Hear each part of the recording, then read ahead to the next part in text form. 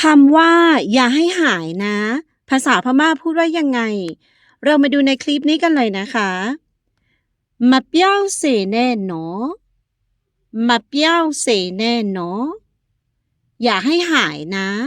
คำว่าเปี้ยวแปลว่าหายนะคะมาเปี้ยวเสแน่อย่าให้หายมาเปี้ยวเสแน่หนอมาเปี้ยวเสแน่หนออย่าให้หายนะก้องก้องจีก้องก้องจีดูดีๆคำว่าก้องก้องแปลว่าดีๆจี้แปลว่าดูก้องก้องจี้ก้องก้องจีดูดีๆมาเปียเสแน่หนอมาเปียเสแน่หนอ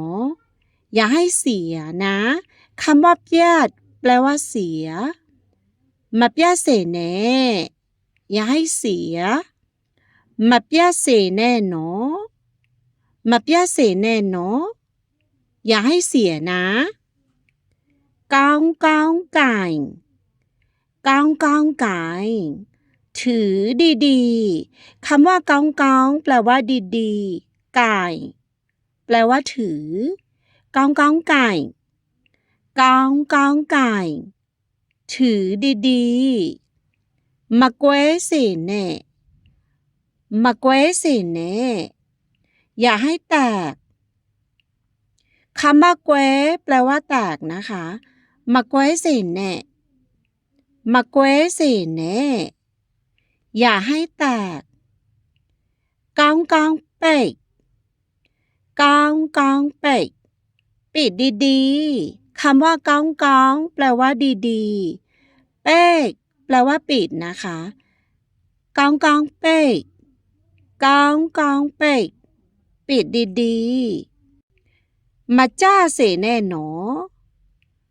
มาจ้าเสแน่หนออย่าให้ตกนะ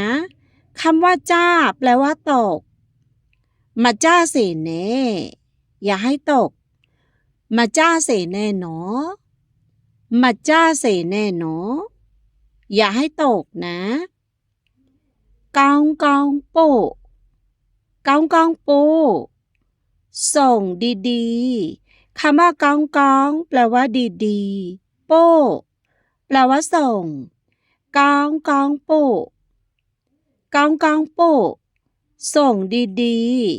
ๆมาเกวเสแน่หนอมาเกวเสแน่หนอ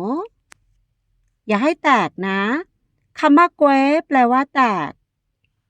มาเกวเสแน่อย่าให้แตกมาเกวเสแน่หนอ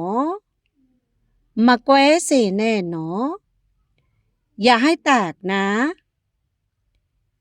เมียนเมียนลาเมียนเมียนลามาเร็วๆคำว่าเมียนเมียนแปลว่าเร็วๆลาแปลว่ามาเมียนเมียนลาเมียนเมียนลามาเร็วๆมันเน่าจ้าเสแน่หนอมันเน่าจ้าเสแน่หนออย่าให้สายนะคำว่าเน่าจ้าแปลว่าสายมันเน่าจ้าเสแน่อย่าให้สายมันเน่าจ้าเสแน่หนอมันเน่าจ้าเสแน่หนออย่าให้สายนะก้องก้องน้าเถาก้องก้องน้าเถาฟังดีๆก้องก้องน้าเถาคำว่าก้องก้องแปลว่าดีๆน้าเถาแปลว่าฟังก้องก้องน้าเถาก้องก้องน้าเถาฟังดีๆมาเม่แน่หนอมาเม่แน่หนออย่าลืมนะคำว่าเม่แปลว่าลืมมาเม่แน่อย่าลืมมาเม่แน่หนอมาเม่แน่หนออย่าลืมนะ